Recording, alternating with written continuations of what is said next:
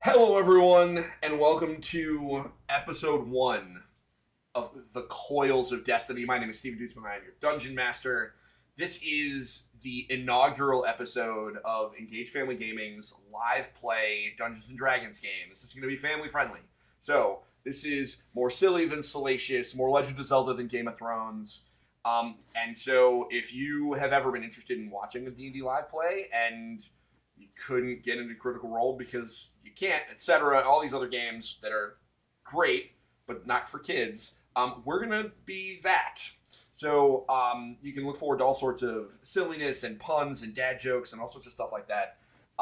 Also, this is a learning game. This is, we're going to be playing Dungeons & Dragons like the big kids do, but many of us are at various levels of our expertise, etc., and so we're going to take the time occasionally to stop and just explain how to play Dungeons & Dragons and also how to Dungeon Master Dungeons & Dragons. So you're going to be able to learn from us as we do it, which is not super common on the internet these days. So we're filling a whole bunch of niches. And so first, I'm going to take a moment and we're going to introduce ourselves. So I am the Dungeon Master. I am the host of all the EFG content here, but I am joined by whole bunch of really cool people. We'll start to my right, the executive editor of board games for EngageFamilyGaming.com. The Mistress of Magnificence is joining us. Linda, tell everybody who you are and tell everyone what character you are playing. Okay, so you want me to start my character? I want to know for people who you joining are us? first. Who I am for me? I don't want to talk about me. I'm no fun. I am. Why? So my day job, I'm a first grade teacher, which is oh so fun and never dull. We actually had parent-teacher conferences today, so it's been a super fun day.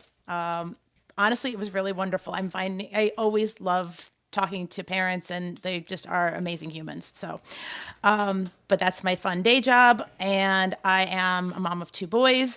My oldest is 14, almost 15, and my youngest is turning 11 way too soon. And yeah, and Steve is the one that has dragged me kicking and screaming into gaming. My favorite story is to say that he dragged me in backwards because he started me with LARP. And then I went to tabletop, and then I went into board games. So it is the best story ever. But that's who I am in a nutshell. I'm also the proverbial mom of the group. I seem to take on that role no matter which group of people I'm with. Apparently it's a teacher in me that I can't help but be that nurturing person. So in a complete change of character, the character I'm playing is going to be a rogue gnome named Penelope. And she's going to go by Pin or Ping for short, whatever people want to call her. So that's, she's an interesting, going to be an interesting character, little thing, little powerhouse. So Great. Anything else you want me to share about? No, that's it. I think everybody's going to find out more about that as we go on. To your right, I think, right? Yeah, to your right is another one of my podcast co-hosts, Amanda Farrow, the Princess of Power. Amanda, tell everybody about yourself and tell us what character you are playing. Sure. My name is Amanda Farrow. You can call me Manda. Everybody does. I've been in and around the game industry for the last 13 years. I've been a game journalist. I was a content creator. These days, I am a business consultant, author, and narrative designer working on my very first video game. And in my off hours, whenever I get those, I'm also a mom of 4. I have 4 kids that span many different age ranges, including a almost 19-year-old that is going to be heading to Europe for a study abroad semester starting in September. So I'm very excited, but also panicking. So that's me. And let me tell you a little bit about who I'm going to be playing as. This is also out of character for me because I normally play a bard. I'm not playing a bard this time around. I'm actually playing a Lightfoot halfling cleric. I have not played a cleric since 1998. So it's been a while. Just like a very short amount of time. Kind of like my cleric. Her name is Odavira Wildbranch. You can call her Vera. And she is a very bright and bubbly creature, loves everything and everyone, and honestly just wants you to be happy.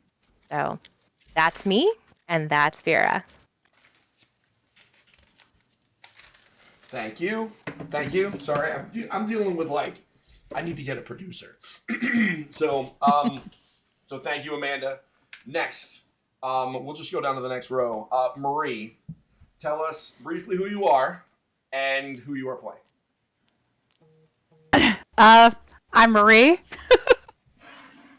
Shocker.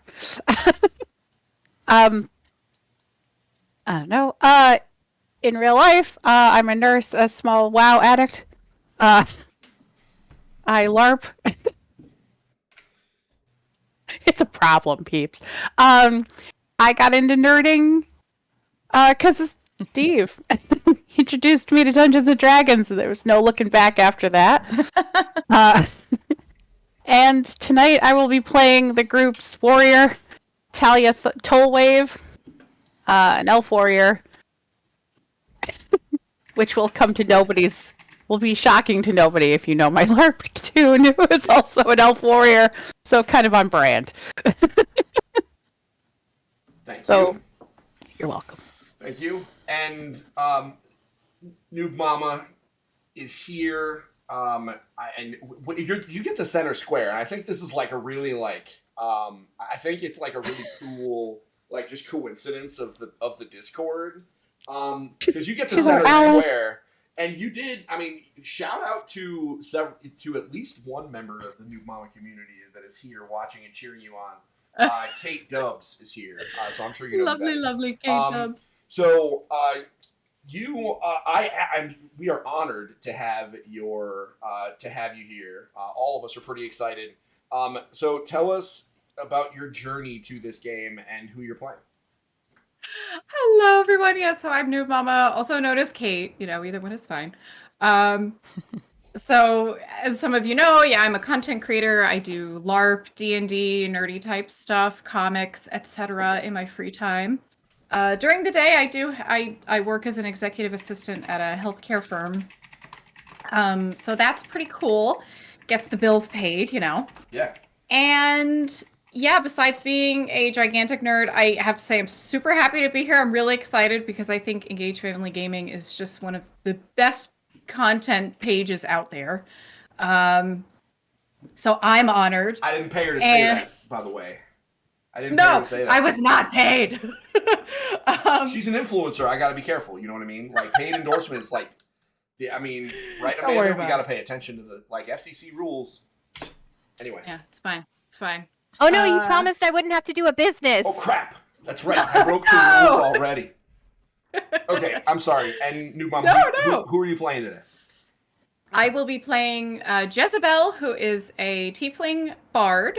I actually had created a different version of her for a game that sort of petered out. So it's so nice to be able to bring her somewhere else in a fun, pun-focused, family-friendly sort of space. Awesome. Thank you. Yeah. And next is Dana. Dana, tell us who you are and tell us who you're going to be playing. So my name is Dana. Daytime, I am a medical technician at an eye care. I am the mother of one 10-year-old going on 18, who just cut bangs for herself. Oh, Lord help me. And I will be playing a tiefling swarmkeeper ranger. She is going to be incredibly uncharismatic. Think Wednesday Addams. To my lovely best friend, Amanda's character is going to be my Enid. What's her name? Oh, yeah, that would be helpful. Her name is Aurora. You can call her Rory. Perfect. I love it. And you know what? It's just like it's cool that New Mama got the center square. I also think it's kind of cool that my brother gets a row all to himself. I think it's kind of and it's not because no one wanted to sit next to him. This is just how Discord made it work, bro. Because I just introduced you as my brother because anybody looking at this feed knows that we're related. But can you say who are you and who are you playing? Greetings and salutations, one and all. said before, my name is Michael Dutzman. I'm a contributing author to Engage Family Gaming.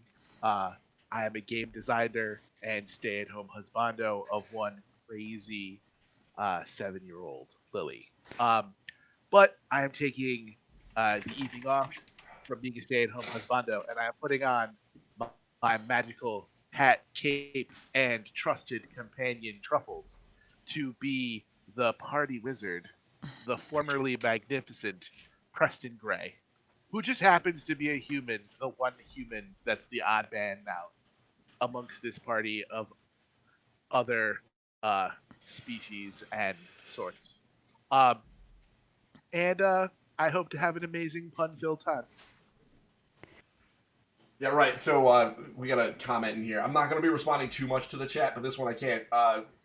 When they came in, they thought that I had 2 squares. I think that is. I'm not sure which one of the 2 of us that's a compliment for. But you know what? It's confirmation that we're related. So Yes. yes.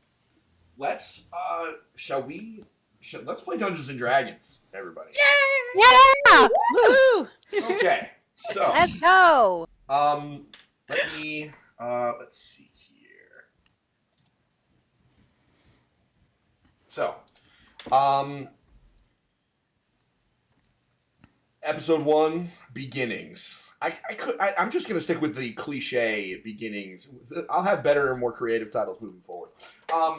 Okay, your adventure begins in the city of Wavecrest, rather, not Waycrest. That's a WoW thing.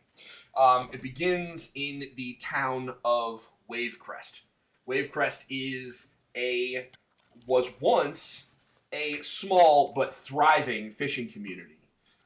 Generations of families have raised fortunes, sending their ships out and bringing in and selling the bounties of both the ocean, both deep and the shallow. So fish, crab, etc.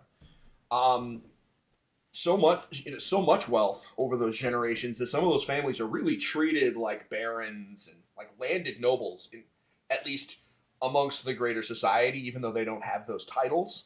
So that's how important those fishing families were. In recent years, think the last 2 or 3, another form of wealth has come up and become more important not more important, but is growing in the Wavecrest community, and that is you discovered silver in the hills nearby. The silver mines have drawn the attention. Don't mind my son coughing in the background. The silver mine is rich with ore, and that has drawn the attention of 2 things. One, the crown, which has taken a significant interest, and in fact, they have set up a royal mining company in town to help manage, mine, and make sure that things are guarded, etc. But it also has drawn the attention of pirates.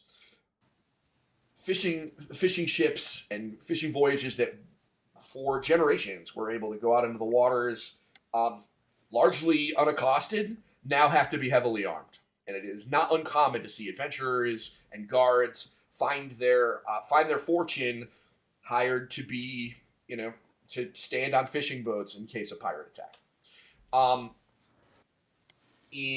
So this town that was small but thriving is growing, and it's also drawn in visitors from far off lands that you've never seen. So a week or a month never goes by without a visitor from a strange place with a strange name and and in some cases hard to understand languages that are here to trade their exotic and unique wares for the silver that you're mining. So more or less for y'all, it means seeing weird races, and it's just not that uncommon. This is turning into more of a metropolis than, even though geographically it is small, very dense, lots of new kinds of people. There are 3 things that you probably would take note of for now. One of them is recently a ship from a place that you have never heard of, and in fact no one has ever heard of, docked, came about town, offering to buy any magic items that were available of any value, be it low or high. They were successful in buying some things, you could tell, because they were bringing boxes, etc., towards the boat. They came, they bought, and they left. The other thing you know is that Brother Thaddeus, who is a cleric and is your group's patron, has let you know that he would like to see you as soon as possible because he has several missions for you. And the other thing that you should know, and I think anybody that's watching should know, is this group has been adventuring together for approximately 8 months. We've gone on 2 voyages together at Brother Thaddeus's request. One of them was via boat. We actually went to a rather remote island to retrieve a spear. You don't know why he wanted that spear, but it didn't matter because he was paying. And then he had another one where you were actually guarding one of his hirelings to bring them to another town to make some negotiations, and you brought back a pennant that was like a blood-stained pennant from some far-off battle. He explains that he just likes to collect things, and you don't know what he does with these things other than kind of put them up in his back room. Our adventure opens today on this.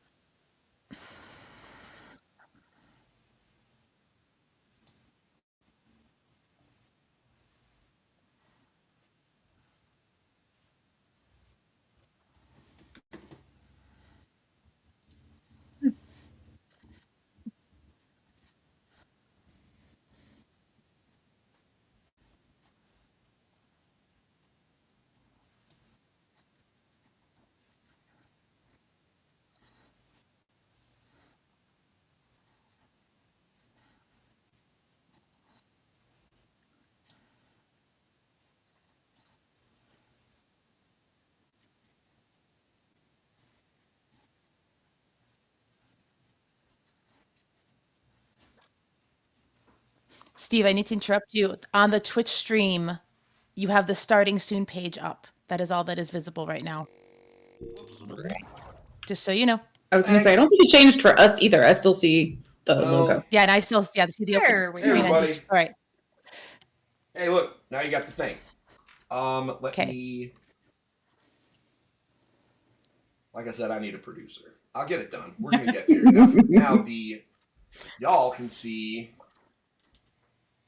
Here we go. You know what? It didn't update for me either on my little screen, so that explains it. Here we go. Yay! There it is. This, Ah. that all of y'all can see, is the town square in Wavecrest. You can see there are guards posted around. This is not a real representation of all of the people that are there. This is the representation of all the people that kind of matter. Just assume that this is a relatively busy, middle of the morning where there are some people kind of bustling around, but it's just kind of people milling about. Other than that, the large building in the center is Brother Thaddeus's office, and there's a smattering of other buildings. The tavern is to the top right of the map.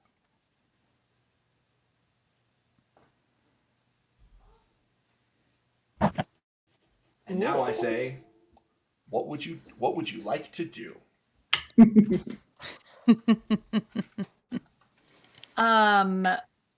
Anybody fancy a job? Yeah, I was going to say, we were summoned. We might as well. I think it's time for a job. Yeah. Let's Been a go. hot minute. To Thaddeus! Fair enough. Let's go. So, I'm sorry. that's okay. Crack me up. So you go on inside to Thaddeus's office. Brother Thaddeus is a tall. Sorry about the cat aggro. Yeah. Brother Thaddeus is a tall, strikingly handsome man of, he's not of advanced age. He's not a silver fox yet, but he's gonna be. He's gonna be. So it's like Clooney when he was Batman, you know? But like he is also of incredibly broad shoulders. Like you could tell this is a cleric. He's a cleric, you know, his brother Thaddeus he's a cleric of life. He is it is very clear that he fights with a two-handed maul or something like that. Like this guy can swing some he just swings some big weapons. But you don't ever see him do that because really he just hangs out in his office like just the two tables that are there are just covered with maps and papers and letters and books. He does the nerdiest stuff you could imagine a giant jock dude doing, you know? And he sees you walk in and he lights up with excitement because he knows he likes you guys. You can genuinely tell that he wants you guys around. And he wants people to do work because he's got a job to do, and you guys are pretty successful. So you come in. Oh, my wife is telling me to zoom in. I can zoom in. That's right. Yeah. Let's zoom in for the audience. I will be watching this, so if you are watching and you want to give me commands, go ahead. So as he sees you walk in the door, like I said, he just grins ear to ear. He throws up his hands. Hey, I saw that you guys must have gotten my message. I've got some jobs for you guys. Are you looking for work, or are we going to visit? We are always looking for work. Can't we do Yes. both? I mean, well, of course you can. Come take a seat. There's I don't know if there's enough seats for we could find a chair. We could find more chairs. But come on in, take a seat. I just sit down on one of his tables. Sure thing. Then that means that there are enough seats because you took a table. And so he kind of walks up and he let's see here. He walks up and just kind of leans against one of his bars. Like it looks like it would have been built up as a bar, but it's really just built as like a table that is just, again, covered with stuff. It's got a vase with like really nice flowers in it, unexpectedly. Like, I don't know, but he's just leaning over it. And he's like, so I've got a couple of places where I think there is objects that I could use you guys going to get that are actually pretty close by. And the guard captain did mention while I was on the way here to the office, the guard captain did mention that there was a problem on the beach with some wildlife that might need solving. So I mean, I don't know which. He said that he has a bounty for that, so you could go find him. Also, did you guys see that there's two gnomes setting up shop? You know, they're building a magic item, like a merchant. Like they're gonna take one of the old taverns that kind of fell into disrepair. They're gonna rebuild it and turn it into a place to make gadgets and sell magic items. Ooh. So I don't know if you guys want to go meet them. There's just a lot of cool stuff to do. So, what do you want to hear about first? What are we feeling? I think we go meet people first and go deal with the bounty for the wildlife second. What do the rest of you think? I love agree with people. this approach. Sure, absolutely. I'm down. And I'm following Jez, so. Come along, Prez and Jez. Let's go meet new people. And I take his arm. My bet is I know that the guard captain said that he was going to be personally overseeing the unloading of supplies for those two gnomes that just came in town. So you might be able to find Helpful. You might be able to talk to them both at once, which could be kind of neat. Love that. So Perfect. he gives you directions to a tavern that all of you know to have been. It used to be a great place. It fell into disrepair. The former owner passed away several years ago. No one has since claimed it, and so it's been for sale for a while. Clearly, someone's investing. perfectly reasonable to assume that someone would try and do this. I mean, the last act that was performed there was quite a doozy. Yeah, that's a good point. Are you? So he's going to give you directions. Are you guys going to go there? Yeah. Okay. Cool. So, you leave his office again. The streets are, I don't want to say crowded, but it is, it's mid-morning. So there are certainly people about their business, but it doesn't take you very long to get there. This is not a huge town. And as you arrive, you see a building that you remember it's in disrepair, but clearly there are, there are repair folks on the inside and climbing all over the outside of the building, repairing it, replacing windows, doing a serious overhaul of this building. You do also notice there's at least one dwarf that is looking at all the stone around it. It looks like they might be trying to reinforce the building. Just dwarf stuff. Yeah, doing dwarf stuff. But you see spread out all across the cobblestone in this, square are boxes and crates of just absolutely random stuff.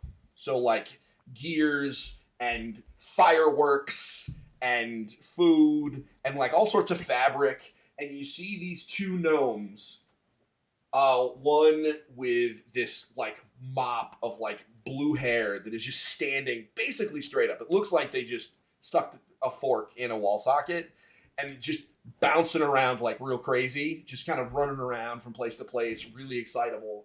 And then this other more subdued, like very chill gnome with like orange hair, kind of like a bowl cut, just kind of kind of sitting there with a clipboard, looking over everything and kind of looking to the various boxes and kind of checking things off. Whereas the other guy is just everywhere, just bouncing from place to place, checking on all the people. He's talking to the dwarf, doing all sorts of stuff. That's what you see.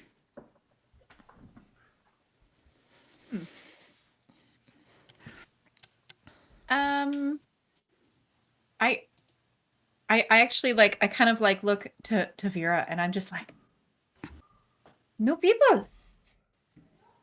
I love talking to people. Yeah, I'm like, you love this. Let's go. I do. Let's all go Go into say hi. Yes. I'm gonna go say hi because I love people. Yes, let's go. I'll come with Yeah. you. Yes, y'all go in first. Preston, I think you should come too. It's going to be fine. It's, It might even be fun. It might even be fun. certainly. I'll be right behind you. If you say so. So, you can feel free to move your characters. If you can't move your character, let me know so I can fix it. This is my invitation to double check my work. So as you walk up to them, the blue-haired guy says, "Hi everybody, I'm Professor Snap." What a wonderful name. My name is Vera. It's nice to meet you. It's great to meet you too. Has anybody told you what we're doing here? It's very exciting. I'm honestly very excited to hear more about it. Tell me everything. What brought you here specifically? So, as soon as you say the words, "Let me tell you everything," he just gasp intake of breath, like he's going to just start and the guy in orange quickly shuffles over and puts a hand on his shoulder. Well, all right, so I could go on forever, but I'll give you the short version. We found out that there was this old tavern. We're gonna fix it up, and we're gonna have it be our shop. In the shop, we make gadgets, and we make magic items, and we make potions, and we do all sorts of cool stuff. So, do any of you guys make potions or magic items? I sometimes make potions. That's so cool. I'm a cleric. Whoa. Okay, that's cool. That's cool. And so he gets really excited. Again, the just huge inhale, like he just wants to say stuff. And the the orange-haired gnome. So Vera and Snap just start vibrating on the Yes, same they're- frequency. Yes, exactly. You guys are He's Awesome. matching energy, is what he's doing. Oh And my so- gosh, I'm so here for it. And Oh, boy. the orange-haired gnome just puts his hand on his shoulder. He's really excited. My name's Professor Pop. We Hello. are here. Hello. There's Crackle. People keep asking about him, and I don't know who that is. There's just the two of us. But we are. We've heard that there's a silver mine here, and so that means that there are people with money. So we see this as a great opportunity to open up shop and sell our wares, because there are, there's all sorts of adventurers and there's all sorts of exciting stuff happening. So we thought we would take a chance and open a shop here. Anytime you need anything of a magical or a mechanical variety, you let us know. We're not fully set up yet, but we can make some pretty cool stuff. I'm Very personally very excited about this. It's so nice to meet other potion makers, because I just love potion making so much. Like, so we should definitely sit down and have a pint together sometime and just talk about potions. Professor Snap nods vigorously, but is very clearly holding himself back because he doesn't want to aggravate his friend. It's okay. I'll absolutely. find you later. Yeah, absolutely. I am at the tavern. I will be at the tavern later tonight, and we can absolutely chat about all sorts of stuff. Yay! And then he kind of spins. He turns so fast, he spins all the way around and goes back to checking on things, emptying boxes into other boxes. Like, he's really just kind of so high energy, he doesn't know what to do first, so he's just going. But we all know that guy. He's that guy. And Professor Pop just says, "Listen, we're not open for business yet, but anytime, special orders, anything like that, just let me know." I'm gonna wave to Preston. I'm gonna say, Preston, look, it's fine. Everything is good energy over here. Look, everything's fine. Yes, everything is fine. Everything is perfectly fine, and everything is where it is. Nothing is where it should be. Snap. Is this a normal? So Snap sees Preston, who is way taller than him, also, and just comes over and is like, "You're a magician, aren't you?" Gee, who'd have? You know what? I just tipped my hat. I was like, Well, I mean, every good magician has a top hat. I'm not a magician, that's why I don't have a top hat. But you have a top hat, that means you're a magician. and every magician also needs a lovely companion. And I raise my top hat, and Truffles is on my head. You're My familiar as a favorite possum? every time. Every time I love that. You're familiar as a possum? Well, That's so great! I mean, I tried for rabbit, but the ritual kind of backlashed. I've seen cats, rats, mice. I've seen elementals. I've seen dogs. I've seen monkeys. I've never seen a possum. That is so cool. And you know what? It's a fire-breathing possum. It's a what? Oh yeah, oh yeah. It's part of my stage performance. Okay. Dragon possum. Okay, wait. All right. We don't have anything made just yet. But if you hold on. And so he runs and goes and he digs into a box and comes out with like a paper flower in a pot. If you can make that thing, if you can have your possum breathe fire and burn this flower, I will give you something when we're all set up. Ooh. I don't know what yet, but it'll be a surprise. It'll be worth your time. Surprise sounds good. Ladies, give me Do you need some space? a We'll little step bit. back. Yeah. Of course. He needs some fire breathing room. So, Back it off slowly. I Yeah, wait. I Step give back a little further. so I kind of glance up at the top of my head and I kind of give a knowing nod to my familiar. Familiars communicate telepathically with their owner. They do not speak a common language. Me and Steve have not established what Truffles sounds like yet, and we're not going to because I think that's a story for another time. But with a knowing glance, and a wave of my arms, I proceed to cast a spell. The spell in question, as I reach into my component pouch and grab a chili pepper and just pop it into my mouth, is Dragon's Breath, which is a spell that can grant one person within touch the ability to have a breath weapon. And it just so happens that I am currently touching Truffles on the top of my head. So I proceed to, with a pull out a wand and with a sly flourish, point at the paper flower, and Oh, Truffles didn't really mean to do that. He kind of just skittered down onto my hand. And hold on, I need to look at the map because this might is the So the little Is, circle I drew on the ground is the flower, and the gnomes are getting out of the way. okay. So They are out of there. uh-oh. yeah. So do you see those? So I'm gonna take a step. And he's running for the As you, Ooh. Like, as just you wanted pre- to get a better vantage point here. as you I don't know if prepare, elves are flammable, but as you prepare, a tall human, with with a kind of a longbow kind of strung over his shoulder. Are we having a demonstration? Sir, you should move. Well, I would hope. This might get messy. Excuse me. My name is Guard Captain Howenbrand. Are we?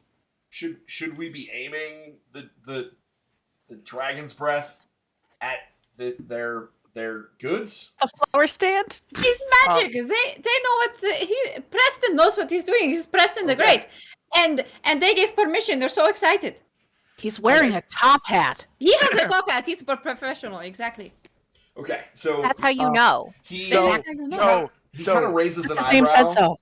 He kind of raises an eyebrow and then backs off and stands next to Jezebel and says, "Fine, carry on.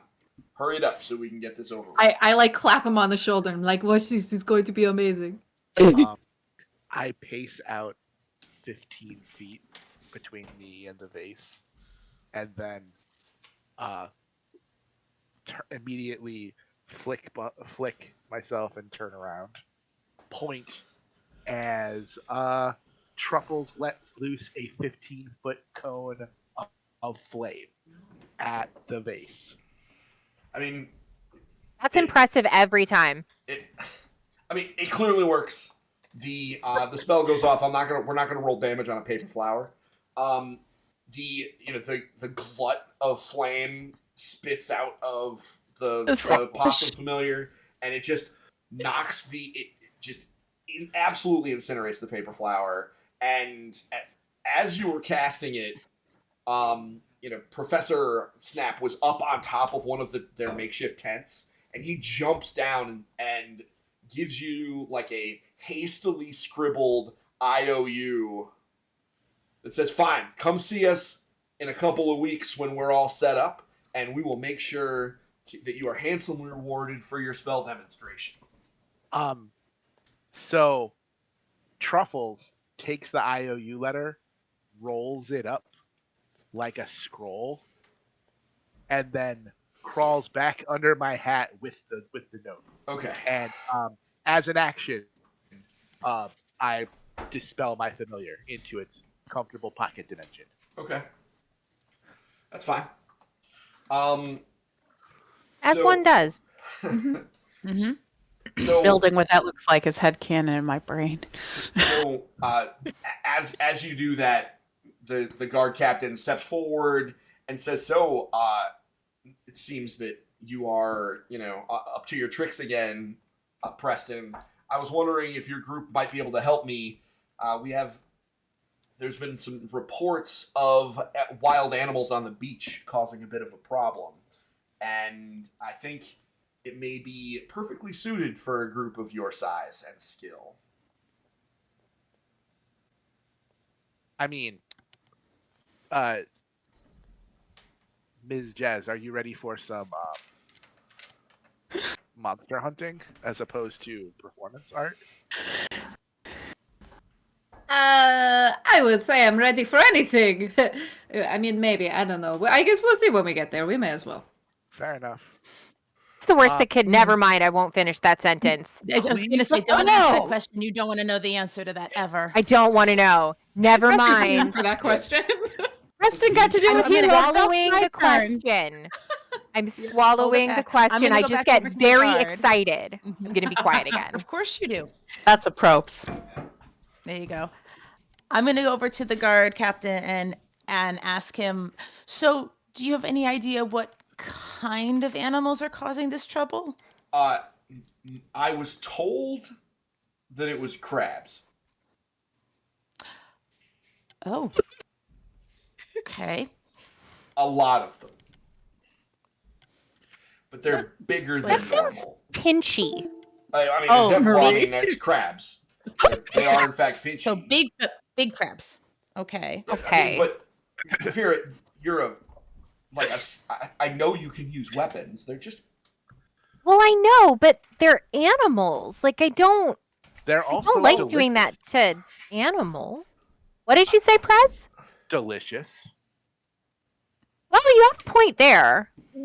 I mean, do they also dance? Well, If we do a crab bake, then you know what? As long as we're there. They have Beach been crab bake? So it's not just animals on the beach. They have been harassing. No. They are larger than normal in a larger number than normal, and they have been harassing locals because the beach that they are on is near to a road that people come and go on. So it is actually, if this were just random crabs on a beach, I would send fishermen and crabbers to go collect them. But this is, they're Sorry, big. now I have this image of a crab pulling a knife on someone. I mean, No, we will go take care of it, of course. And then have a crab bake. Someone have butter. Well, I mean, I can make. You could talk to. I will find butter. I'm sure that Snap can get me butter. Snap says no, but you could talk to Chef Spriggan. Great. Chef Spriggan is in the tavern. You could go talk to him. I'm sure he could make all sorts of weird stuff. I think he was making something fun this morning. He's been trying some interesting foods.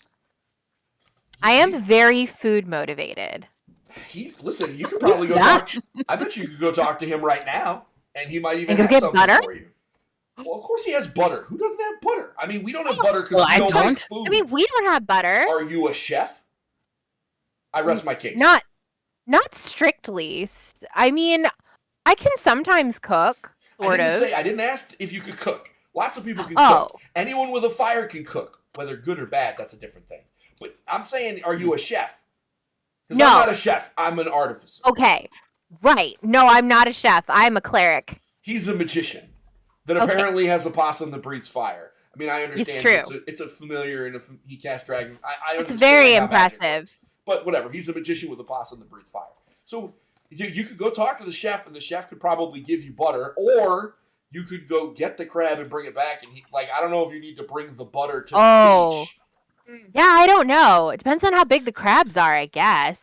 The night captain says, or the guard captain rather says, they are. He's kind of exasperated at this point. I said they were big. These are big crabs. I mean, if you want, I'll loan you a wheelbarrow. Hey. Like big as a horse pig, or If they're that big, they may be too Big? tough. This might be a Are lesson they- in Hey. fertility. Are they as big as Vera? Wait. Listen, crabs can get really big. So what I'm hearing is I think we take all of the food and the butter to the beach, and the bake happens at the goodness. beach. That's what it sounds like to me. So I'm gonna go get some butter. Okay. Yes. Number So- one, get butter. Butter. We find And lemons. giant Yes, nutcracker. lemon. Lemon. So, I mean, Maybe a bit of parsley too. Chef Spriggan will absolutely be able to help you. No, we don't need a nutcracker. We just have Brother Thaddeus show up with his hammer. Just crack Yeah. He doesn't want Or his bare I'm sure hands. that you guys can. The guard captain. Fine. Go if you need butter. So I will. If you can go and make the crabs go away. I'm not really Guard concerned cats with is how just you like, do leave it. me alone. If you can make them go away, I will give you 100 gold pieces. Okay, All right. they're gone. Wait. I have one question. The butter doesn't come out of my payment, though, right? I don't care where you get the butter. I'm not giving you butter. Perfect. No, that's fine. And I have some Because money. I don't have butter. Butter money. I don't have butter money. Maybe I'll just give him a potion of something. Okay, I'll be right It's back. fine. It's fine. Don't It's fine. move. It's fine. We'll just Okay. restock. Well, I have to go about my business. I'll give you, and he gives you. Girl, you go do your thing. I'm talking to my He party. gives, Don't move. he gives you the directions to, as you leave town towards the west, the road runs parallel to the coast. There is a road that runs parallel to the coast, and there is, it's not a terribly long walk, probably a couple hours tops, on a well-traveled road. So he suspects that you would be able to travel it without incident.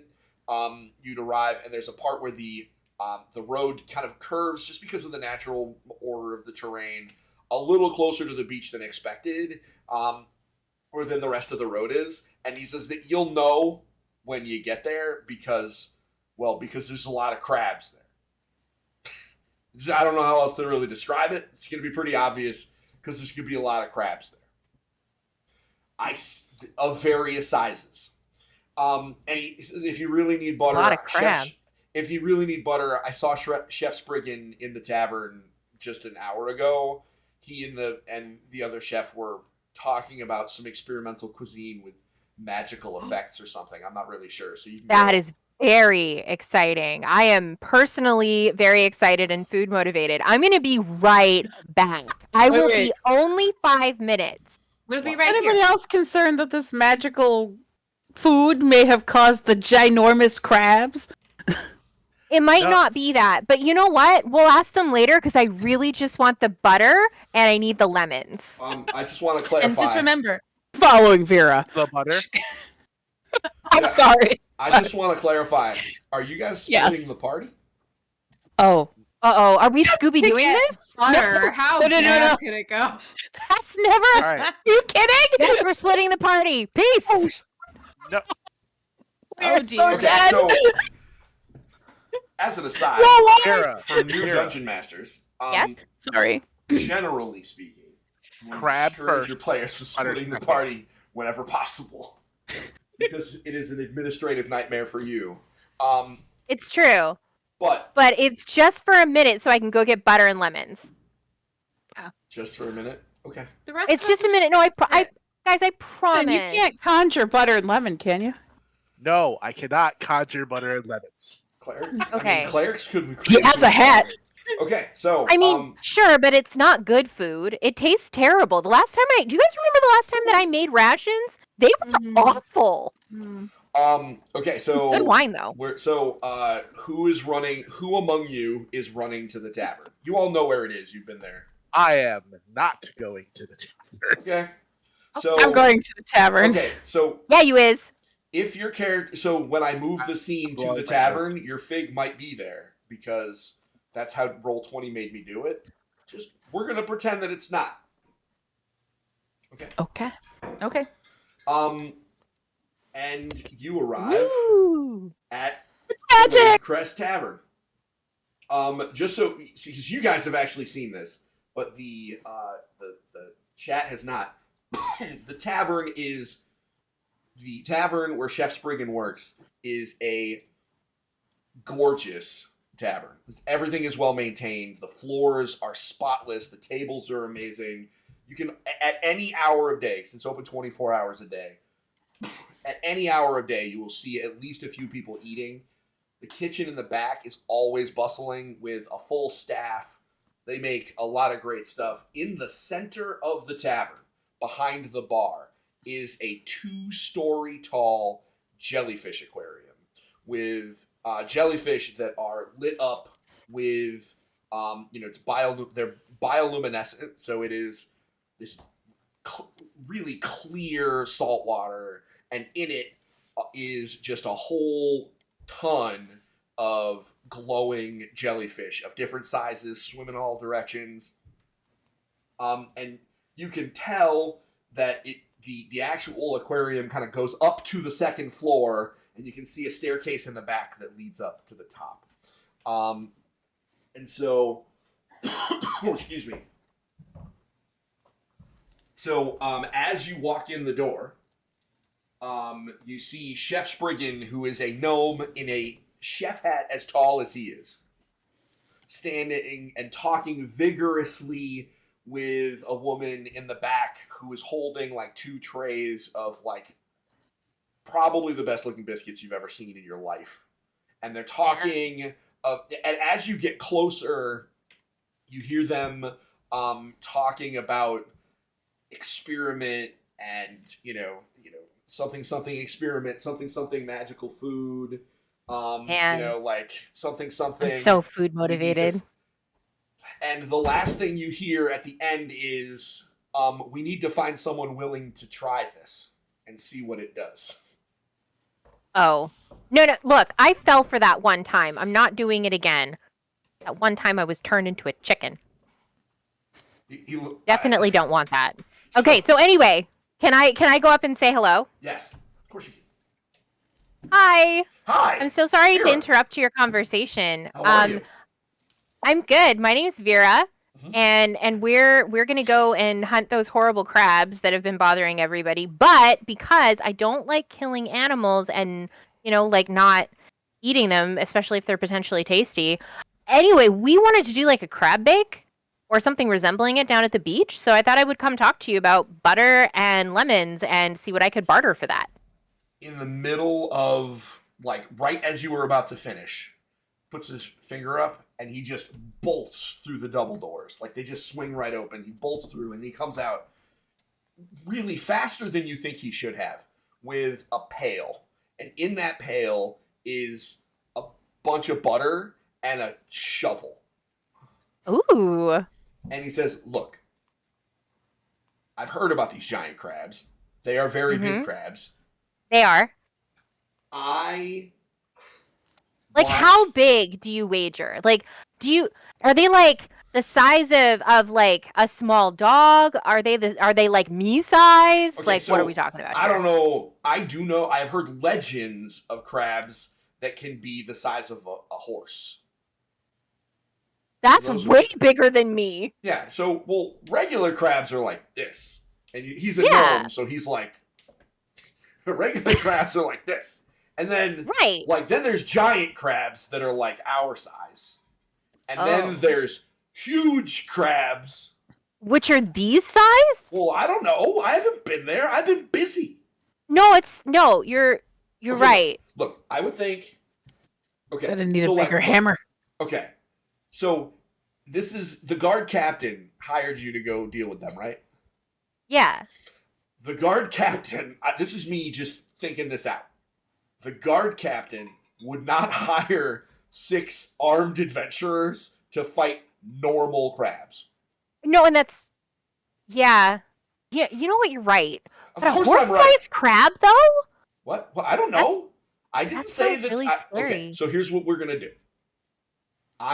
So he's offering. So he came in and told me to tell people about this bounty because whatever. So he's gonna pay you. I will pay you another 50 gold on top of that, and give you this bucket of butter. Which I'm very grateful for. Do you have lemons? Yes, and he runs into the kitchen, like into the kitchen, throws the doors open, and comes out with like 3 lemons. And he's a gnome, so like they're big size. So he's just like. And Those he are throws the lemon in. incredible. Listen. Thank you. Listen.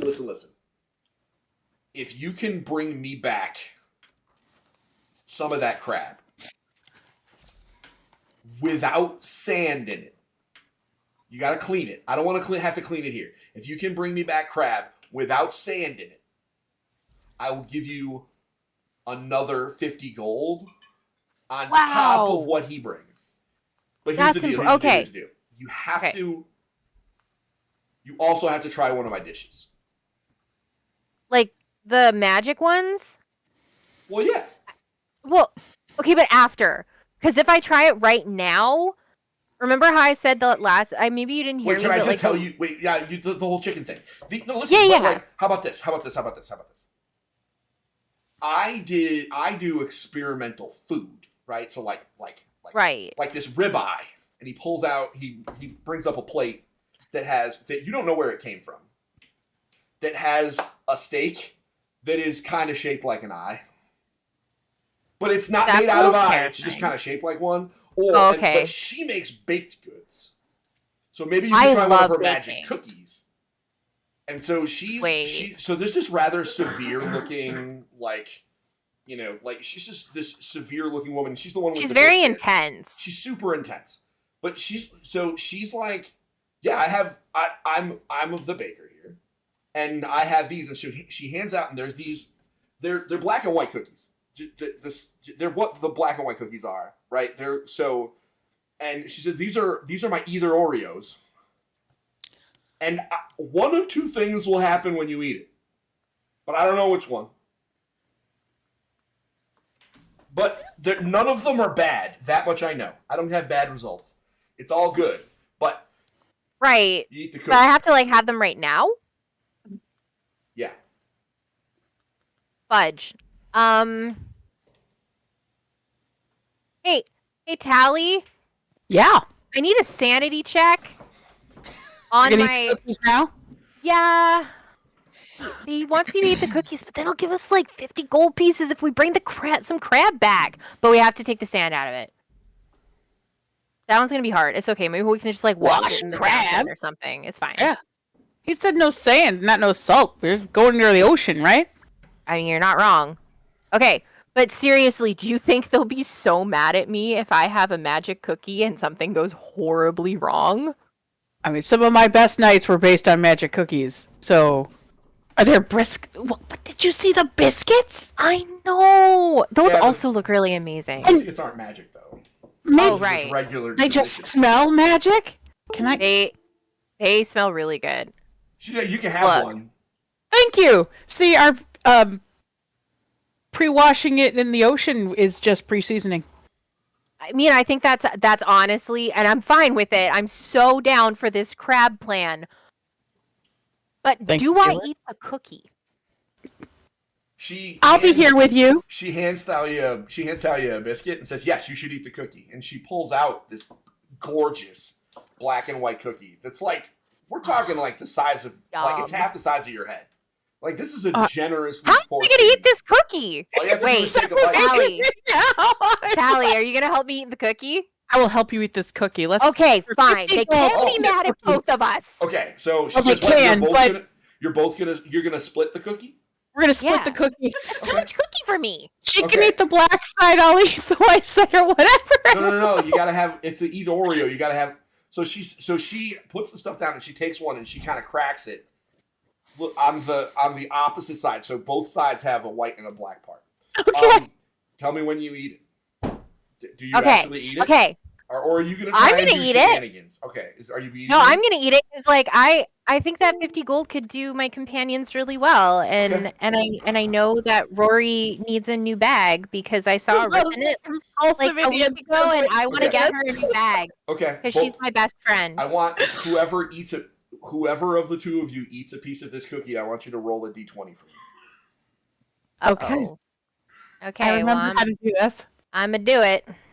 All right, hold on. I'm trying to click it on the Twitch video instead of the actual game. Yeah, I've done that several times. Well, that's certainly a magical choice. Oh no! Oh my god! Okay. Wait, is there a modifier to nope, this? there's not. I just needed to know evens or odds. This is an either or. Okay. We're just doing evens or odds. Both of you. I was so frightened.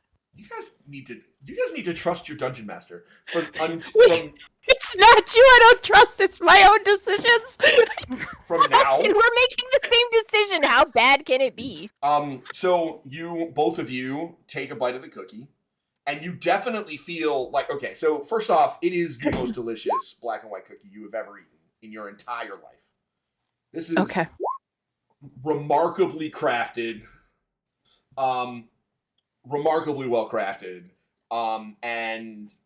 So that hits you first, right? So first you're like, wow, this is one heck of a cookie. Followed up by that, it's got like this little afterbite to it where you're like, ooh.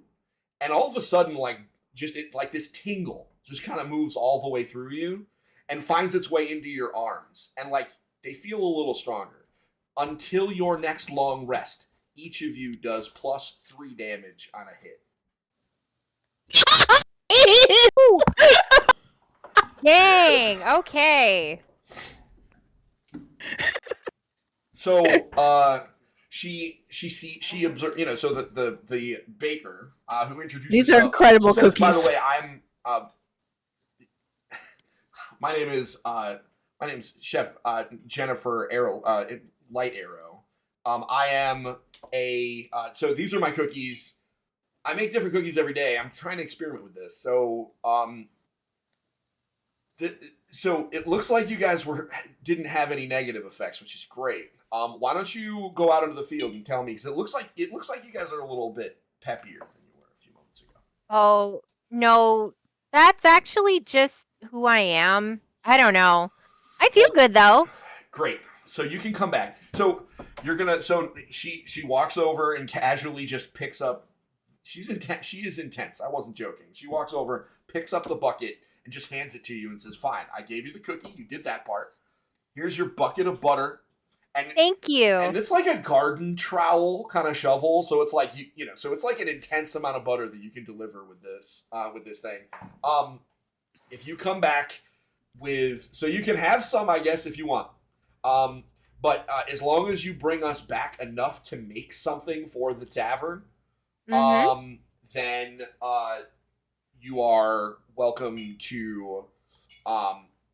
As long as you, as long as you bring this back to the tavern, then 50 gold it is. Okay. I love this for us. Tally, I feel good. We should rejoin our friends. I agree. Onward. Let's kill Let's some go. crabs. Go slay some crabs. Okay, so And then have crab nick. So you go back to everybody, I'm presuming? Yes. Okay, so you go back. Everybody else is just kind of milling about, what you guys have seen in Thank you for waiting. In the few minutes that they were off doing stuff. Again, the tavern is not that far away. So in the few minutes that you were there, the guard captain kind of wandered off. He's still doing his work. Oh. And he did remind you I'm crazy. to come find him when you're done. Bring proof of the task being complete. And he will, he'll make sure that you are paid appropriately. Tells you where he will be approximately. Worst case, you can find him in the tavern most evenings for, when he has dinner for at least an hour or so. Well, he goes I off. yell after him. I say, "Well, don't worry, your dinner's covered tonight. Come to the crab bake!" As he's like, probably so over us and walking away. He says, yeah, sure, maybe. I'll Okay, see you there. Bye. I'll let you know. And so he just kind of walks off. Meanwhile, the gnomes... That's the most suburban dad response. Actually, no, suburban mom response. Yes. Oh, maybe. We'll see. There, it's fine. I love that for you. You know what? Let me ask my partner. I'll get back to you. So he just kind of shuffles off. I mean, he's the guard captain of this big city. He's got work to do. And you see the gnomes. They don't get bored with you, but they are back to work. The repairs are still going. The hubbub of the fire and all that stuff is done. They're back to work. It was an amazing show that Prez put on, though. Gnome life be gnoming. Vera and Talia come back. Yes. And now you're all I got together. the butter. Thank you for waiting. I'm sorry that took a minute. I had an important decision I needed to make, but I made the right Very one. delicious decision. Was it related to Do we the want to know what butter? the decision was you had to make? Oh, well, okay. So I ate the if you cookie. promise not to get mad, Pin. I'm going to stop you there. I can't promise that, so let's just move on. Okay. I want to know about Okay, so what is happened what to the Pin tavern. is my Is it the friend. tavern? Was the tavern in one piece when you walked in? Yes. Yes. Great. It was improvement. also in one piece when we Oh, walked out. When you walked out? Oh, wait. Fantastic. Jellyfish be Great gelling. Great improvement. Let's go. I mean, that's okay. Yeah, that's fair. That's Okay. that's a fair dig. so Why do you keep being concerned that things are not as they should be? And I'll bring up the. We'll bring up that old story. Tell you what. I owe you one Preston anecdote after we slay some crabs. oh my god, today's the best day ever, guys. all right, so we are all right. So you guys you've got who's carrying the bucket of butter? I mean, I can. It's kind of my responsibility. Okay. So So you've got a bucket of butter. She's the Um, butter really- bearer. it's really big, though. It is big, anyone but it's bigger not than me? it's not particularly heavy. I mean, it's just That's butter. true. Oh, I am pretty strong too. You know what? No, I got the butter. I got Okay, it. so you were given directions. You've lived in this area. Some of you've lived here for years. So the road that he told you to go down is one that all of you have walked before. It is not. This is. You're even familiar with the place where the road dips down towards the beach. So this is not a difficult or challenging voyage. It's about an hour outside of town, and you go, and just as you expected, as he told you, you come across the bridge, or you come across the edge of the road and head down towards the sand dunes, and you see the following. The infamous crabs. God, Whole please be crab bunch wave. of crabs that are very large. All of them are the size of a pretty good sized dog. Oh, Two extra pieces of enough. information. They are that formation is not by accident. All of these crabs seem to be moving in formation. Okay. Steve, I'm going to interrupt you right now on the Twitch stream. Our gorgeous faces are all I'm that the getting viewers there. are seeing. Hold on. It just hasn't Okay, updated just to make yet, sure but that thank you were aware. Oh, no, I No appreciate worries. And all of you wonderful people, now our viewers can see a group of 18 crabs in a really interesting formation. I land. Oh. So the and Sorry. all of them are so they are in, so they're kind of standing on the edge of the water, and as the waves come in, they throw their claws in the air, and they're kind of doing this. They're not like bowing, but they're definitely like letting their claws Waving. go back and I forth. hate doing the And they are wave. in fact, yeah, you know what? They're doing the wave.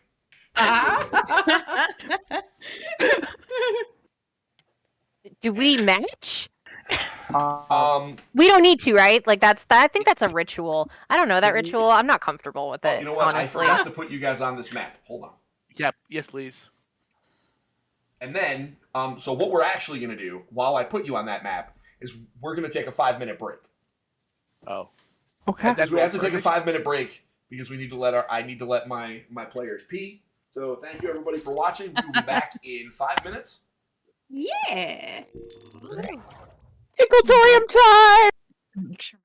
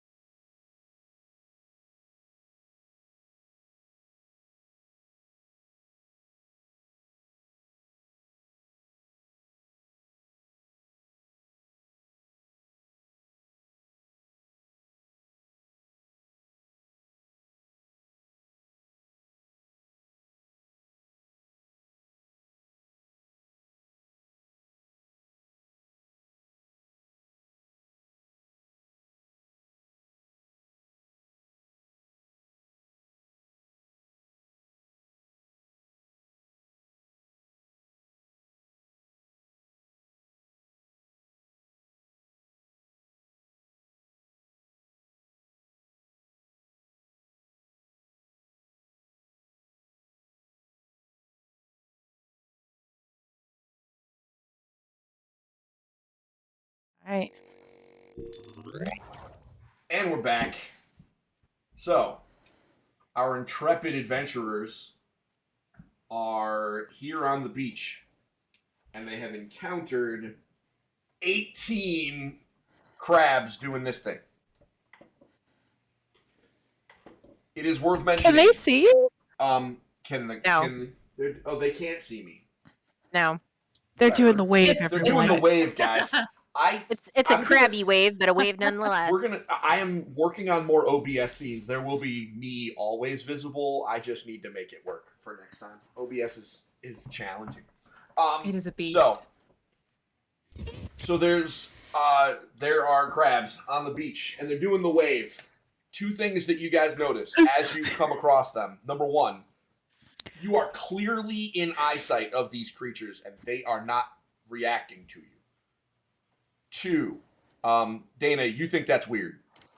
Because you would think that they would be skittering away or attack. It's interesting that they are ignoring you. Wild animals don't normally do that. Two, they are perfectly in sync. Vera, this is super... Vera, that's interesting. Jezebel, you as a performer, you're like, man, there's something about this. They are perfectly in sync. But other than that, they just look like big old crabs. Again, roughly the size of like a German Shepherd. These are big critters. DM, Crabs. may I ask for an Arcana roll to see if they are casting a ritual? Sure. A crab-based ritual. A crab jewel, if you will. Go ahead. I'm here for the puns. 25. They are not casting magic, as far as you can tell. They're just doing. You do not sense magic all around you. Fantastic. I just wanted to exclude They're those very crabs. Might be large. something a bigger. I don't want that crab to be summoning an even bigger crab. No, they are not. No, that's fair. I can understand that. Chihuahua! Sorry. I can behave.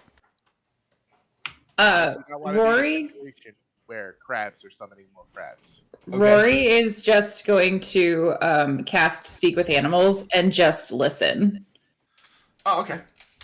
Good idea. Okay. Cool. They're singing Hanging Tough. Nope. Can I get an If investigation? you know, you know. Can I get an investigation check from Yes. Rory? From Rory. Sure. Roll good, bestie. You said investigation, so Investigation. 21. 21. Wow. Yeah. That's really good. You can hear they're whispering, but what they're doing is just encouraging each other. Like they're just like hyping each other up. Like it's not like the message that you are getting from them is a message of just encouragement to each other to stay on beat and but like they're not saying anything other than just like, yeah, man, let's do it. Let's keep going. And then they're just doing the thing. Does it feel like there's Time now? one in charge? Like a leader? Yeah, can I have an insight check? I think everybody Like can get an insight check on this one. You're Like watching. a Zumba Just a instructor? squad leader. No, there's no one. I mean, they're all in that formation. If people want to give an insight check, everybody. Crab leader. Let's see. All right.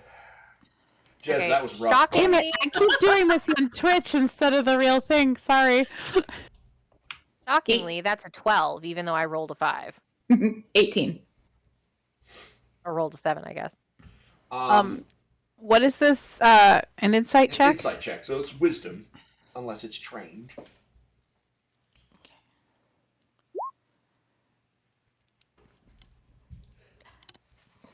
I don't have a lot of insight on this one. Sorry. We're just taking their vibe. We're like, They're yeah. just, I'm not very insightful today. everyone- I'm sorry. how many people rolled a 17 or better? The 2. Okay, so you guys get the sense that they are kind of just. This is, and Dana, you really get the feeling from this. This is not an uncommon thing for them. Like this feels very practiced, and Who it made doesn't look Preston like disappear? anyone is in charge. There's no Zumba instructor here, but like at least not that you can see. But like it's not a ritual, but it's a ritual. Like they're doing something. It's just not clue what. I feel like we're interrupting dance class. Right. Yeah, Zumba. I'm gonna pull out my lute and sort of like slowly approach, and I'm gonna play just a random little tune at a slightly slower tempo than Sure. the Give me a than performance check, buddy. at which they're moving. Yeah, Sure. see how they react. We're gonna Pied Piper this. Back into the ocean. I like that. Okay, +7. No, we need to Ew. bring one back. Allie. Oh, that's Interrupt. true. Hold on. I mean, I didn't say I wasn't going to kill him. I just said I Hold feel on. like I'm interrupting dance class. I'd like to interrupt. So one of my features as a diviner is the ability Portent, which allows me to replace the role of one of my friends or allies. And Jazz is really my good friend of mine, so I'd really like her 5 to be an 18, please. Sure. Yeah, that was a terrible roll. Thank you. Sure. So, Okay. So my powers of divination have determined that she knows how to do a good grab rate. Okay. Great. So You're you're on an such a good 18. magician. So number one, you're on an 18. Totally cool with that. I would like my second piece is I would like everyone. I'm presuming you are not in this like military lineup. I would like everybody to move your fig to Oh. where you are, I would and like- specifically, I want to know where Jez is. Like here. DM, I would like to remove Truffles from combat. He is All right. not here. I'm just gonna put him like up on the top right of the. I don't want to Yeah. delete him, but Yeah, sure, no. he's just off in a corner. I just don't want to have to add him to the map every time. Does Tally have green hair? Tally moved into the bushes so she could watch with some coverage. I love Sure. Steve, that. could you please move me over to the same bush where Tally is, but over on the left-hand corner, so I could easily perhaps hide behind them? Oh yeah, those bushes are definitely hide behindable for you. Mm-hmm. Thank you. Okay, so everybody's in Right, position. it's Let me Yeah, give Preston a is better over camera here. angle to our friends who are watching because I get to do that. I'm gonna zoom in a little bit. Here we go. Do I have to mention that my long swords are out? Yes. Or should I? Everyone who is armed, raise your hand so that I can say it. So Talia and Vera and Preston and Pin are I'm also. all armed. Yep. Oh yes, I am the bow armed. is out. Well, to be fair, I just have. To be fair. Yeah. Okay. It's not dangerous. Okay. So you're on. Okay. So but Vera's playing music. Okay. So here's what happens. So you start playing music, and I'm picking up what you're putting down. You were playing music, different rhythm. You're slowing it down. You want to see if they will hear your music and change. So here's what happens. You start playing, and for a second, there's very clear like discordant activity, right? Like you're playing the music, they hear it. You can tell they hear it because there's like a little like a jitter in a few of them across it. And then after, like an uncomfortable 4 seconds that feels like 15 minutes, all of a sudden they are moving absolutely in your like to your beat. And they begin more or less dancing to your music. Same rhythm, same like, doing the wave, but they are kind of matching your music. That's weird, y'all. Are they still stationary? Yes. In as much as they are not moving away or closer or, and you don't get the sense that they're agitated. In as much as crabs can get agitated, they're not doing angry crab crap. They're, Welcome to my new motto. Angry crab crap. So, T-shirt right there, friend. Coil of Destiny merch coming soon. Don't tempt me. I mean, we can do that. We could do that. I need one that says I ate the cookie. All I need, hashtag I ate the cookie. All I need is a size inclusive vendor, and then we're in. Because I can't sell Stickers and shirts. mugs. I won't sell shirts I can't wear. Stickers We can and make mugs. stickers, and I made an I ate the cookie sticker. I think that sounds great. I'll put that on my laptop. I ate the cookie. Okay, so Jez has 18 Doberman Pinscher sized crabs under her spell. Listen, I'm just going to make this case one time. We could also have an army of crabs. I say we take this army of crabs to the inn. He said clean, not dead. It's true, like that story, the Pied Piper, No. but the Pied Jizz. Let's go. Come on, crabbies. I'm just No. saying. No. Okay. No. Crab Piper. I mean, No it crab sounds army. pretty cool. Look. If they get pinchy, I'll heal us. I mean, All right. This Pretend does you're not the sound like a captain- good plan. Pretend Okay. you're the captain of the guard and looking at a group of adventurers escorting a group of dog-sized crabs into town. Hear me out, though. Under Hear me our out. control. What if we put them on leashes? Would that help? There is no such. No, okay, Preston. Okay, that's fair, You that's make a fair. good point. It's fine. yeah, I only have 50 feet of rope. That's not enough. Not enough. Nope, not, Not nearly enough. Maybe 1.35. As much as I would like to witness Tally's skills at lassoing a crab, this is Is that an athletics check? I would like everyone to roll initiative, please. I feel like that would be a Oh, dex. crabs! Why have you turned on us? I would like everyone to roll initiative, please. Okay. All right, I have it's a- pulled up right now. I have a point of order question while we do this. Yep. For my character specifically. What? Yeah, sure. So for my swarm, is that like a thing that's always out, or is that like a spiritual weapon? Your swarm is always so the way that swarm keepers work is you have a swarm of nature spirits that take the form of what you want floating around you pretty much at all times when you want them to be. For your case, we know that it is ravens, so you have like a flock of ravens just kind of like floating around you. They are always there. It's just, Nice. they might be like just kind of chilling, like casually, like around, like perched on bushes or trees nearby. But as soon as you begin doing stuff, they are just chilling with you. If that Okay. makes sense. You don't have to like summon them or anything. They're just there. Okay, that was my question. It was like, do I have to like summon the We'll spirit take some time to weapon? read through the whole thing. Between Okay. now and the next game. My headphones died. That's pretty cool. Give me So a you second. can't hear anything. Oh, we're now saying. I'm back. I can hear you guys. Yay! No Okay. riot. Sorry, no riot. Okay. Definitely weren't talking about crab raves. Mods are asleep. Post ponies. Anyway. Don't post ponies. I'm mods. Um. And I'm posting ponies. No. Pony power! Crap. Actually, that's a 4chan joke. I probably can't make those anymore, can I? Nope, not really. I remember this 4chan joke. It wasn't terrible, but it wasn't great either. I know, but can I just reappropriate it because it rules? no. Yes, I will allow you. For Yes. now. I'm not going to For sell today. much of Space. that. For We today. ate the Right cookie. now. It's fine. Okay, so, okay, who thinks they won? No, No, I Not it. definitely didn't win. Did anyone? I got a 12. I got 9. I think with a at- 19, Yeah, it's Jezebel. Yeah, She Jack- rolling out first.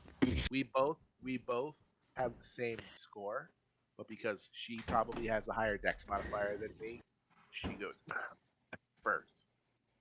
Because Okay. I had a higher natural roll, but my dex modifier is Okay. yeah, mine's 4.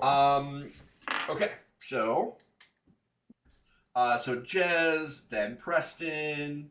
Who's next after that? The 12? Me. Oh, what are you? I got a 17. 17. Okay. And then Rory. And All right, and then who's next after that? Callie. Callie, I'm yeah. last. Okay. And I think I'm last. Yeah. Linda rolled a 6. I was gonna say, I I only think got a 6. Linda's under you. Yeah, no, I think I'm closing out the lineup. Looks like How'd you do? okay. So I'm The second heater last. coming in last. How'd you do, Kate? Where are you at? 19. Oh yeah, you're at the top. Never mind. Go sing pretty songs, Bard. So Linda is last. Okay, got it. Okay, so All right. I'll be your backup dancer. Yes. the My God. following. Be your backup dancer. Sorry. Okay, we need to start. We need to start combat. Let's go. There will be no fun head. So No fun in combat. All right. I say, around while you guys were kind of deciding what to do, around the time that Talia said I only have 50 feet of rope, like in and around that part of the conversation, the ground beneath you, beneath Preston and Vera begins to shake, Oh no. and a very large crab shows up. That one we Preston- can kill. Preston, you are pushed back, rolling into the dirt 10 feet, and knocked prone. Odavira, Uh-oh. you are Yeah. in this bush. You just Yes, boss. like in the bush. Okay. Jezebel, you are kind of like just pushed a little bit, Okay. and Rory, you are. I don't want to do algebra or whatever. I don't want to do geometry, so you're. So I'm just not moving you. And as soon as the giant crab just bursts out of the ground, just sand goes everywhere. You hear a skitter as all of the crabs just kind of look at it. And, kind of turn in unison to look at the big crab. Oh dear. Like they're talking to each other? Not like they're talking. You don't hear anything. Okay. But, it's a very clear, they all turn at once and see the big one and just kind of look at it. That's not creepifying at all. Oh, I mean, I didn't mean it to not be creepy. So, Jez, you're at the top of the order. What would you like to do? Well, I would like to start by using Bardic Inspiration. And I will give that to, let's see.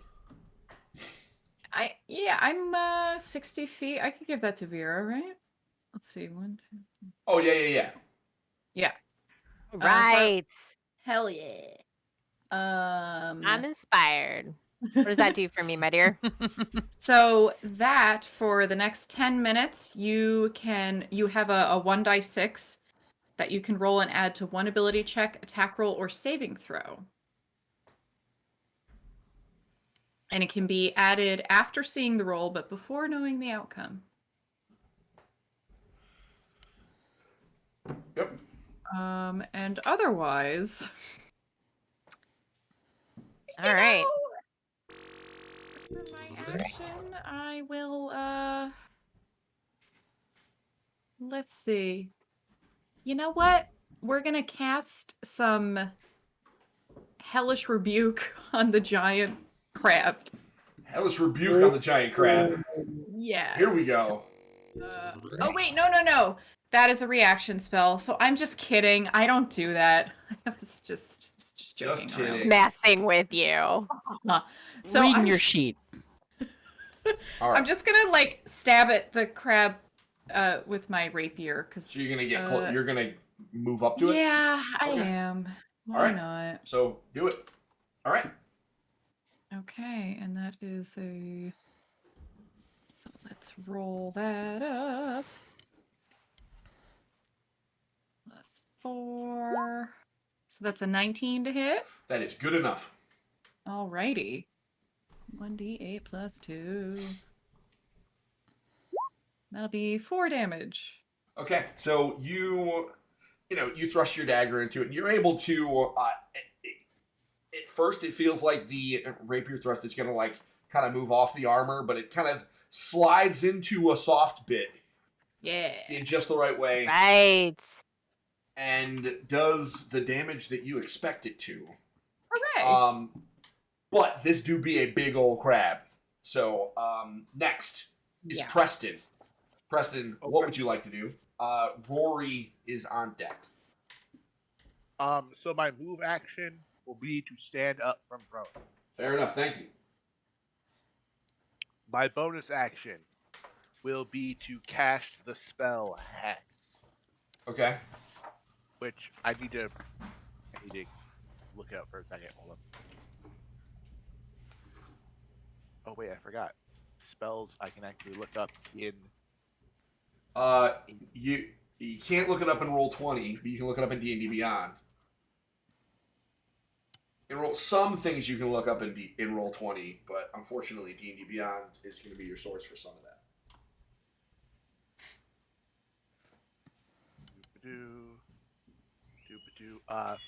Anyway, while I am casting this hex, everyone notices that the hair that I have tucked neatly in my top hat seems to flare about as if it has a light. All right. Oh. Okay. And so what is your hex doing? My hex is it doesn't have a saving throw. I place a curse upon a target in range. Mm-hmm. I choose the crab leader. Okay. Anytime I deal damage to it, I also deal an additional d6 necrotic damage to it. Okay. I also it has disadvantage until I say so. It has disadvantage on Constitution saving throws. Fair enough. All right, so that's my bonus action. I still have enough time to cast a cantrip, and my cantrip is Frostbite. Okay. I'm going to target the enemy crab. The enemy crab has to make a DC 14 Constitution saving throw at disadvantage. Yep. Okay, it fails. All right. So as long as ice and necrotic don't have, as long as he doesn't have any weird resistances, I'm just gonna roll 2d6.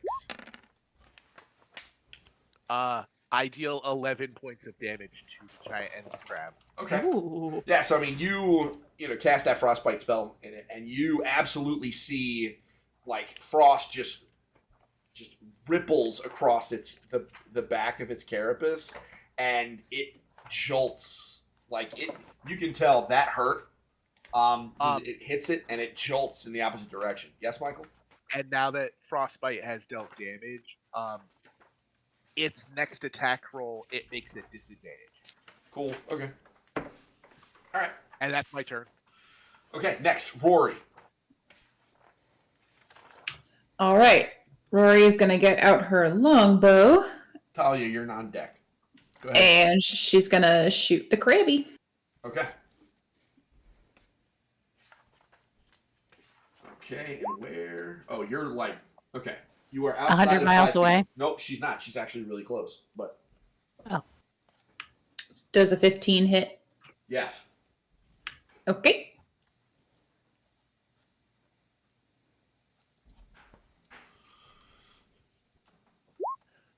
Nine points of damage. And then I'm going to add my swarm, which is an extra d6. 3 points. Okay, so you pull back, you shoot an arrow. Again, this one absolutely strikes true. You get it right in the eye stalk. And as you let the arrow fly, one of your spirit ravens just follows right behind the arrow and just arrow in. Bird crashes into it into, black spirit feathers kind of go everywhere and dissipate. And then there is a really big angry crab with an arrow sticking out of one of its eye sockets, which is rough. But what are you gonna do? So now it's so as soon as the arrow hits, all 18 of these crabs in unison tunnel into the ground. Oh. Uh-oh. That doesn't sound good. And so they all just kind of do the thing where they hunker down and do the crab thing where they just kind of shake and tunnel down into the sand. This is going to end very poorly for me. They're going to be covered in sand. So No! A lot of water. Crabby Boy turns to our intrepid bard and Oh is no! like, you tried to make a shishka crab out of me. Here it comes. And No! Yes! it makes in this case it makes 2 attacks. One with each of its giant pincers. The first one pinches at you, and you're able to kind of you do like a split and duck underneath it, like in Mortal Kombat. Bravo. You're doing one of those things. The next one, I'm gonna presume a 23 hits you. Yeah. So and let's see here, and it does 9 points of damage as it grabs you with its left pincer, and gives you a less than loving squeeze. I would like you to make a strength check, please. Oh, Get that stramp. with my -1 strength. Yeah, that stramp. Let's. You can do it! I believe in you! Well, Duck, dive, dip, and dodge. Oh, nope, not coming out of that one. that Nope. one's not For gonna a second work. there, I thought you rolled a That's- D2, and I was like, that doesn't exist. Okay, so That's a D plus minus. That's not Oh. good. so Oh man. it goes with the right, and you like deftly, split and dodge under it. The second one comes and grabs you right around the torso and squeezes you a bunch, and then lifts you up off the ground. And so now you are kind of like it's holding you up, just like up in the air by one hand, and you're just kind of like hanging in there. I'm sorry. You are grappled. Yeah. So for rules purposes, your movement is 0. And so you can try and get out next turn. And Cool. that is the crab's turn. Actually, no, I'm sorry. The crab is then going to shuffle this way a little bit. And Jez will come with it. Next up is Talia. Vera, you are on deck. All right. Talia's gonna move as close as she can, so that's 30 feet. Ta-da! And then I am going to, because I can't do much from this vantage point, I'm going to cast my one magical power. Casting True Strike on the crab. And I point my finger at it. Brr! And that will give me a brief insight into the target's defenses so I can gain advantage on my next attack roll. Great. That's great. And so that is, excuse me, so that is your turn. Next is Vera. Right. So Vera is. I'm gonna make my way probably. All right, I'm gonna go here and then here because I have 25 feet, so I think that's probably reasonable. Once I get to this vantage point, I am gonna cast Bless. Okay. All right, so just as a refresher as to what Bless is, I can bless up to 3 creatures of my choice within the range. The range is 30 feet. So whenever this target makes an attack roll or a saving throw before the spell ends, the target can roll a d4 and add the number rolled, the attack roll or the saving throw. Okay. So within 30 feet of me, I think that's mostly just my bardic friend. Yeah, I don't Okay. think I can get anywhere else. Oh! No, I can. We're getting places. Hey. I can hit Prez. Tally, can I hit you? Oh, no, I can't hit Tally now. Tally's the only one I can't hit. Okay. I'm trying to get closer. No, it's okay. It's okay. It's okay. I am going to here. bless the. I'm gonna bless our bard, Jez. Thank you. Thank you. You gonna need it. I'll then bless the magician to keep him safe, and then I will. Oh, yeah.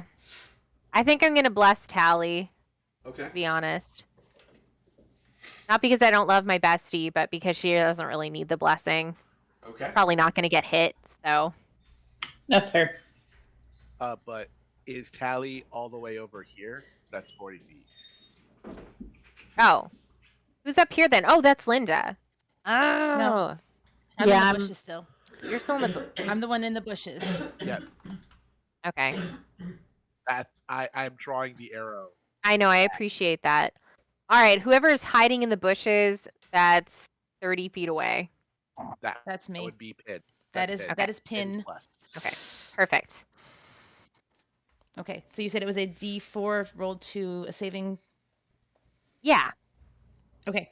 add a making D4 sure I to the number rolled. Yep. Okay. Or attack roll.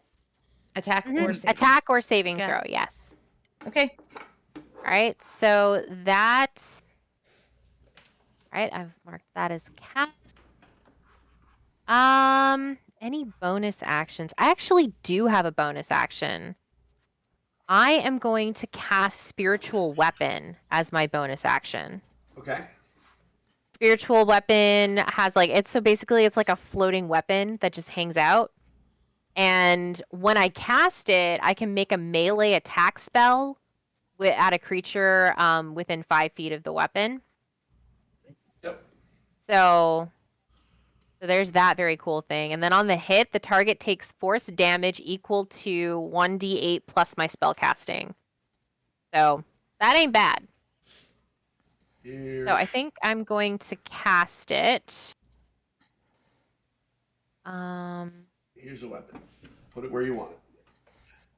Yeah. Yeah. Very well. It's a giant crab claw crusher. Oh, I can't move it though. I'm working on it. Oh, it's okay. It's fine. There it is. Now you can move it. Oh, perfect. Thank you. All right. So floating weapon. Where am I going to put? I'm going to put it right here. Okay. All right.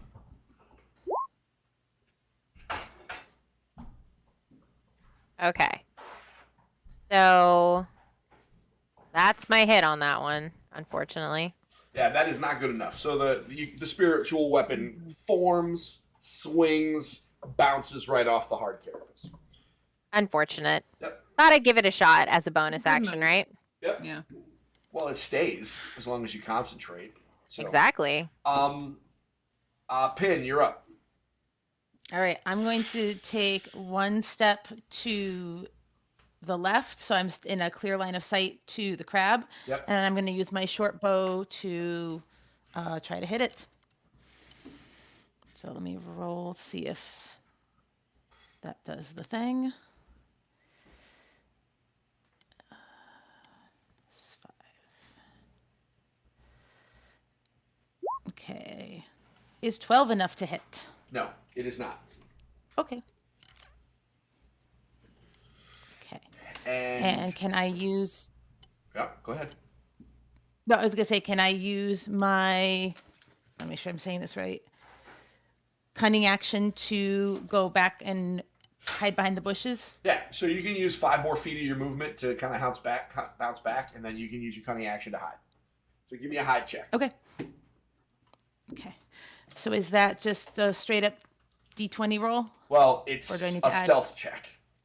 It's a stealth check. Thank you. So, oh, okay. Got it. Doo-doo-doo.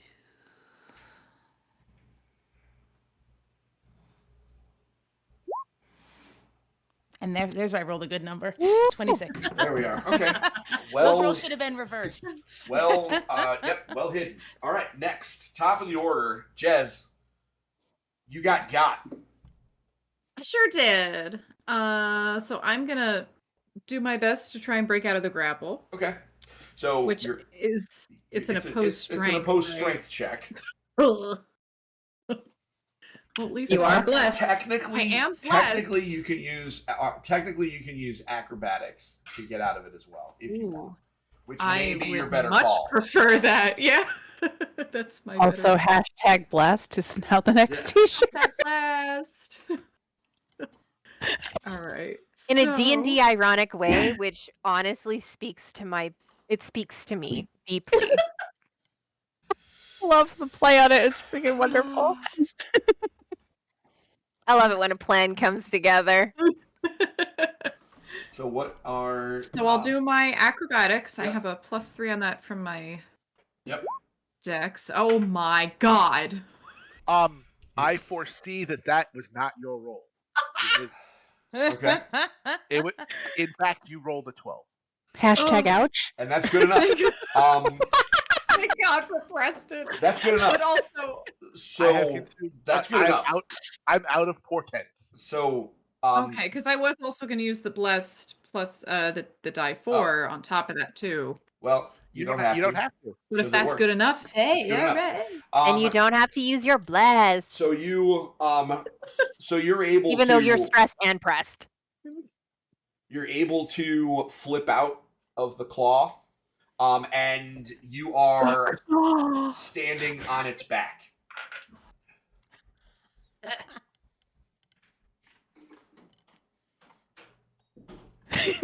Giddy up, little crabby. And are you gonna? So that was your action. You have movement now that you are ungrappled. Are you gonna do anything, or are you gonna stay on top of the crab? That feels like a bad idea. So, I'm gonna get away from this crab. Okay. I'm Where- gonna where? try to jump off of it Okay. and go like, towards the bushes probably. Do it. I mean, Do you want me- So what'll happen is move yourself where you want to go. I mean, the reality is the crab it was holding you up in the air. You just kind of flipped off of it, landed on your feet on its back, and so it's kind of like looking for you more or less. So you're able to kind of just take a quick hop off of its back. It's not that high off the ground. Remember, this is a big crab, but crabs are not. Okay. That's tall. Yeah, that's true.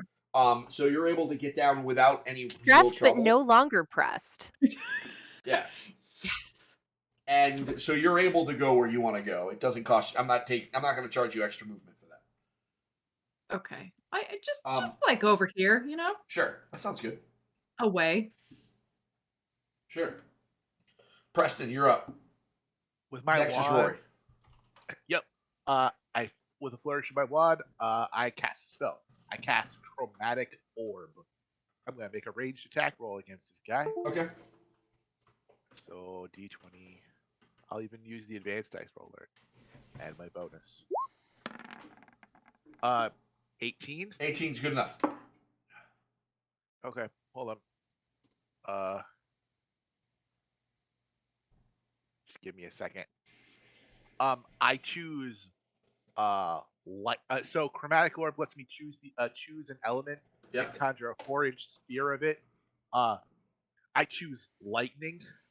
Okay.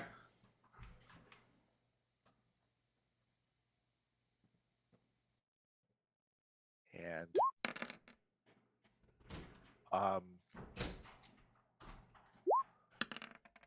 I do 20 points of damage to it.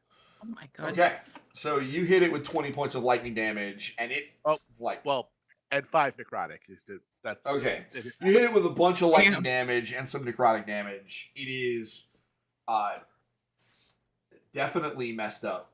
And it is I'm stealing a term from 4th edition.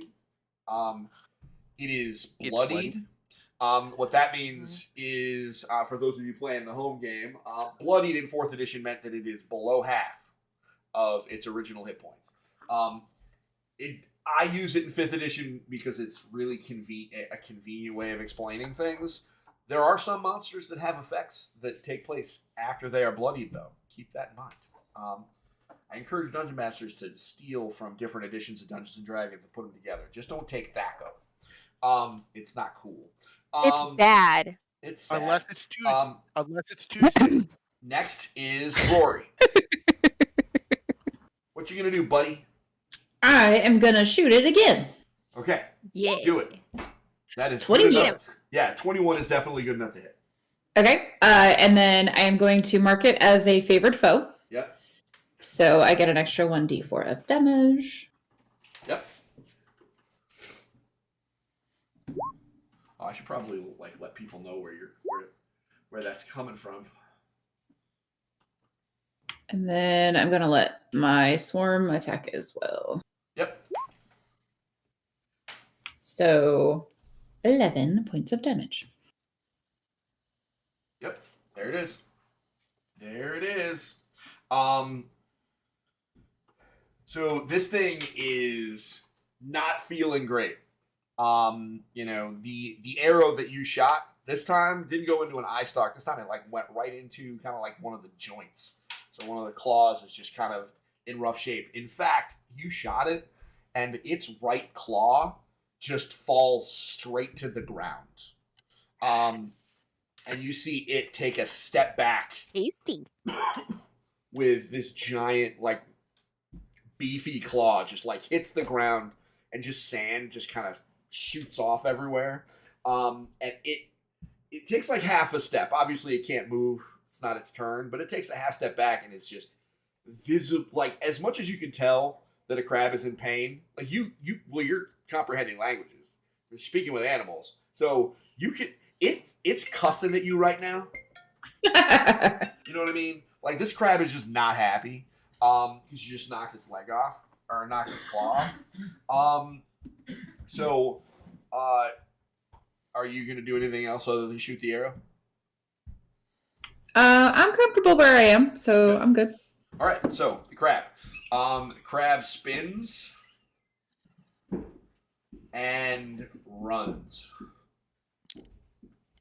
And as it runs towards the water, it's not running straight. It's like burrowing into the sand under the ground. And at the end of its movement, it has... You basically see that its back legs kind of kick up into the water as it fully submerges. It was like, heck no, I'm out. So, Rory, you heard it very clearly saying, I'm out in crab as it blasts into the dirt. Screw this out. It did leave a person-sized, like, it left a crab claw that is roughly the size of Preston. Sweet. Oh my. You may drop out of initiative and proceed to do what you will. Oh boy. Yes, We have our yes, Michael? treasure. Double I- over, grabbing my stomach. I proceed to walk next to the crab claw and with my wand trace a circle in the sand. And I'll be like, "Don't worry about bringing this into town. I got you."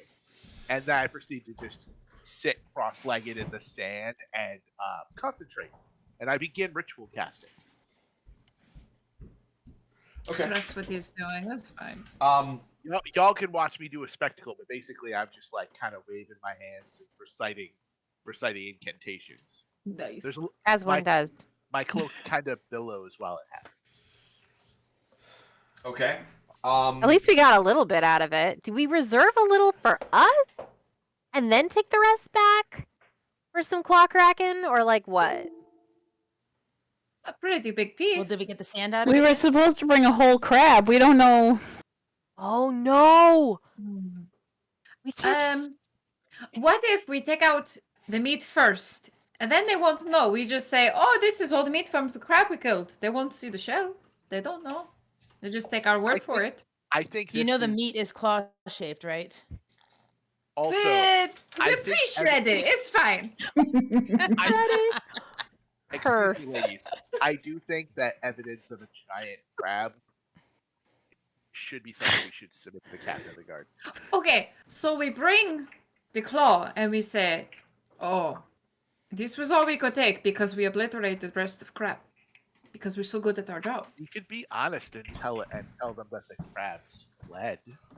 We are powerful adventurers, and they were but. They just wanted them to leave. They did. We just got an extra bounty on crab meat. I don't know. Yep. I don't know. DM Steve. When time has sufficient. Yeah, nothing is going to interrupt your ritual casting. What did you cast? Tenzer's floating disc. Okay. I conjure this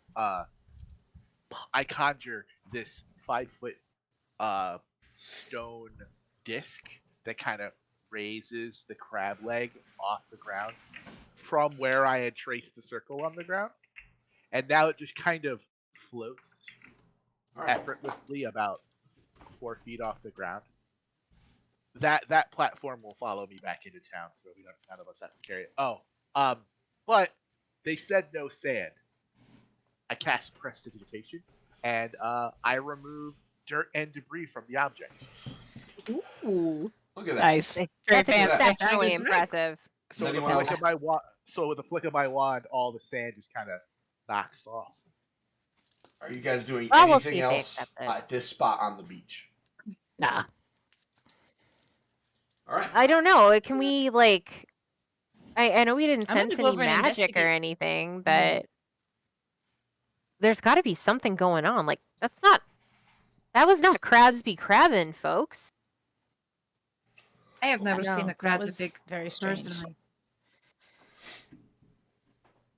I don't know. Can I do like an I'm gonna come Arcana? Sorry. Go ahead. I was gonna say. No, I was gonna Arcana just say I check was on gonna it. go over to where they were, where the horde of the 18 crabs had been, and just sort of just look around in the sand, see if there's anything Sure. to find. Do an investigation check. Okay.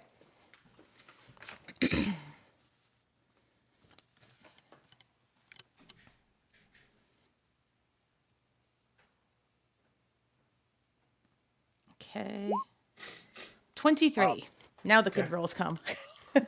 So you dig around in the sand, Mm-hmm. and so you're where the 3 like rings of crabs were, and as you dig around in the sand, you find 3 like rings of string is what it looks like, that are kind of buried in the sand, approximately where those crabs were. I mean, you don't remember, but it seems like it's a reasonable thing.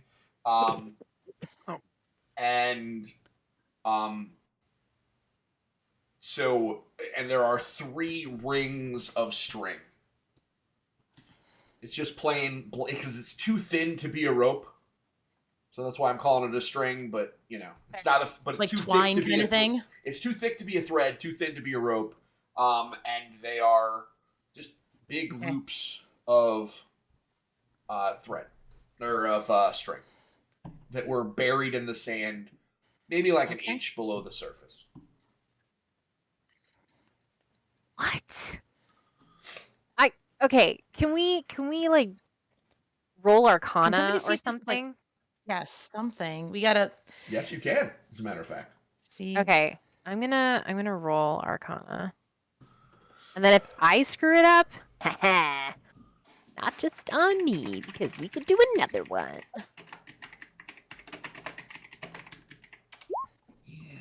Oh, hey, that's a pretty good roll. Okay. That's okay. Nice. You can't think of any spell that would use a string like that as a material component that has to do with like wild animals or anything like that. But it seems reasonable that there might have been some magical effect, temporary or otherwise, that attracted the crabs. But there's nothing visible or obvious.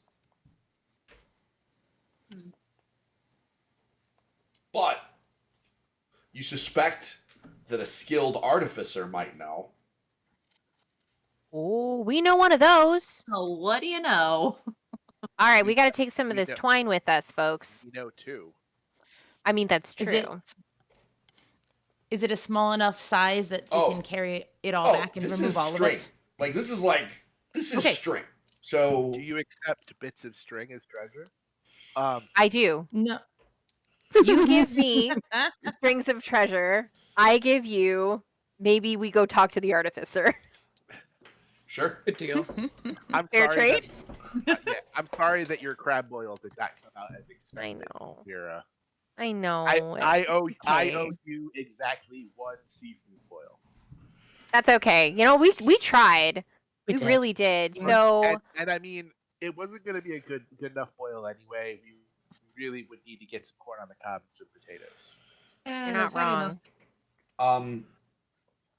So are you guys doing anything else on the beach? I'd like No, to finish. I'd like to finish my short rest of 5 minutes. Okay. So we can fast forward that. I'm okay Alright. with that. There's really no other activity. Alright. You don't see or hear any other crab related activity. I take that opportunity to recover a spell. Yeah, sure. And now, Great. Where do you go back? Like, are you gonna go bring the crab leg first, or are you gonna go deal with the string Oh. thing first? I think the first. crab first. Yeah. Okay. So Yeah. Yeah. Yeah, you walk that's into the more tavern. bulky item to deal with. You walk into the tavern. Everybody's in there, and as you walk in with the floating disc of crab legs, the Chef Spriggan, sprints from as you walk in. He is just coming out of the double doors, and he sprints to the front door.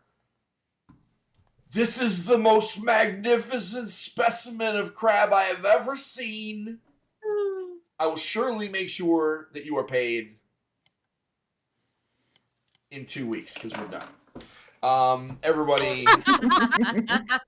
So, welcome. Good So, cliffhanger. everybody, thank you very much for watching our very first episode of the Coils of Destiny. I guess I man. should have called this the Crab Rave episode, but Fix it in post. So- It's fine. yeah, we'll fix it in post. So, everybody, thank you very much for watching. I hope you enjoyed watching as much as we enjoyed playing. But beware, we set the bar real high because we certainly enjoyed this.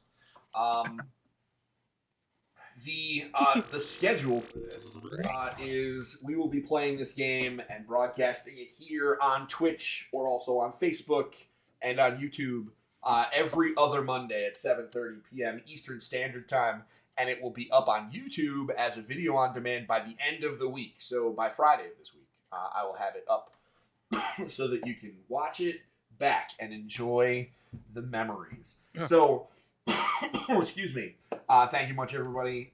Linda, Amanda, Marie, new mama, Dana, and Mike, thank you very much for playing with me. I hope you guys had fun. Everybody watching, thank you. I'll be back in just a few minutes to do a Q&A about this session, but I'm going to let my players go because I have two people that have World of Warcraft crap they have to do at least. So, everybody, have a good one. I will be back in just a few moments. Yeah. Bye. Bye. Bye. Thank you. hey,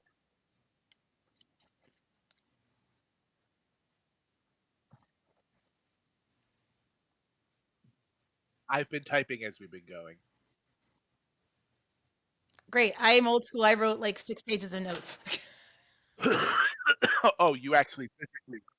So I have to. So, like, I, like, literally, like, yeah, like, Okay. I write. That's how I remember crap. So that's fine. But I will add on to your notes, Mike, and we'll go from there. I- Probably in a few days after. Yep. Oh, sure. Yeah.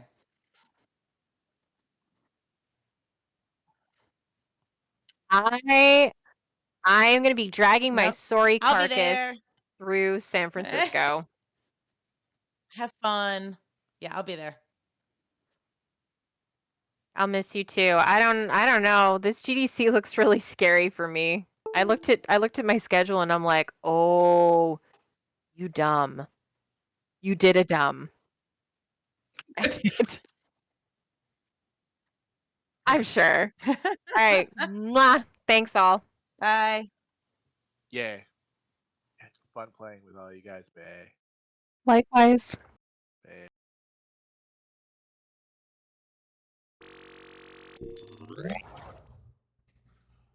What's up? I'm back. So it's time for the Q&A portion of tonight's episode, and we may not have a lot. We've still got a few folks hanging out, so thank you very much for all that. I wanted to take a moment to kind of talk about, just in general, the process that I went through creating this session, because I thought that was probably a good place to start. A lot of people think being a dungeon master is super challenging because they're intimidated about the idea of creating their own world and making a kind of a vision come to life. And I like to think that I'm okay at it. So, just to go over my process here, and if you have questions, please throw them in the chat. I'm going to be doing this for another, 15 minutes or so. The very first thing that I do is I like to write stuff down. So, I have my handy dandy notebook and I wrote down some ideas. I knew the overarching theme, the title of the campaign actually came to me first before anything else. And then it was a lot of just throwing ideas at the on the paper and then slowly having them take shape. So I know largely what the campaign will look like, from now until the very end, and what the themes I was looking for. But when preparing for the very first session, I knew I needed them to have a reason to be interested in the world to begin with. And my tactic is always that I don't start with players at level 1 just meeting each other, like the trope of you find people in the tavern. I've always found that to be a little awkward to Dungeon Master, so I always encourage people to create parties that have played together and have adventured before, so that they have a reason to care for each other, they have a reason to trust each other. It makes the beginning of adventures a little bit more interesting for me, because we don't have to deal with the, oh, do I trust you, do I like you, that kind of stuff. And we can just get right into actually playing the game and going on adventures and finding out interesting stuff. And people can role play, kind of getting to know each other better as time goes on. But at least they, have reason to know who they are, that they can trust each other, etc.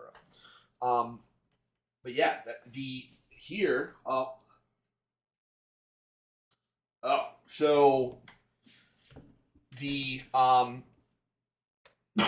so as far as planning out the encounters tonight, I wanted to give them a variety of options, because my big concern is that they might go too fast and just churn through everything. Obviously, that was not an issue. So I had 3 different encounters planned with 3 different maps set up in Roll20. I got a question from Pages and Pieces, wanting to know why the Mauler crabs were synchronized. What were they up to? I mean, that's a story secret. I can't be giving spoilers. Weird stuff was afloat. Crabs don't do that, as Amanda said. That was not just crabs being crab, and I'm not gonna just give away story stuff. That's just crazy. Well, we're gonna have to find out, because I think the players are gonna find that out over time too. Maybe they're racing pirate ships from the probably, maybe, who knows? That's a good idea. So yeah, I mean, I gave them right up front 3 different things that they could theoretically do and some people to meet, and they jumped on it. It doesn't hurt that I have really enthusiastic players. If you have players that aren't really enthusiastic about kind of deciding what to do and where to go, you might need to. It might feel like railroading them, but giving them more information and kind of encouraging them to go. But in this case, they were very enthusiastic, so having them run out and having them do all that stuff was, it turns out that it's really not hard. You just have to offer them cookies, and these guys will do stuff. So that bodes well for my future, adventures with them. I will say some of the drama for this particular encounter, just to show the map. Some of the drama for this particular encounter was really helped by some of the tools from Roll20, which is the platform that we're using, this is the map that they had that fight on. And if I go down, you can actually look at the GM layer, which is like kind of hidden stuff. And this crab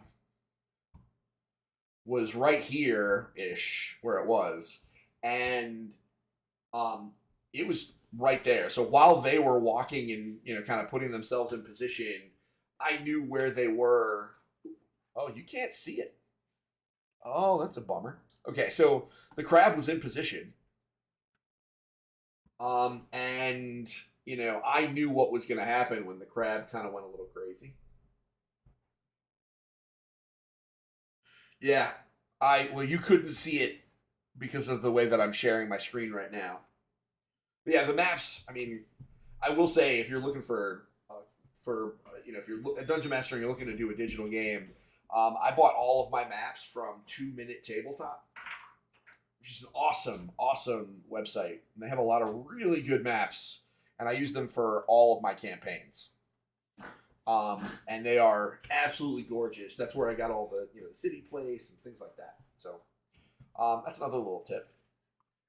So yeah, that's my, this has been episode 1. Like I said, we're going to be back in 2 weeks with another episode. And I certainly hope that you'll be able to come on back and give us another watch. We'd love to have you. I would love to share the rest of this story with you guys. We're going to be running this campaign for a while, so make sure that you follow us, like us. You can find our Facebook page. It's Engage Family Gaming over on Facebook.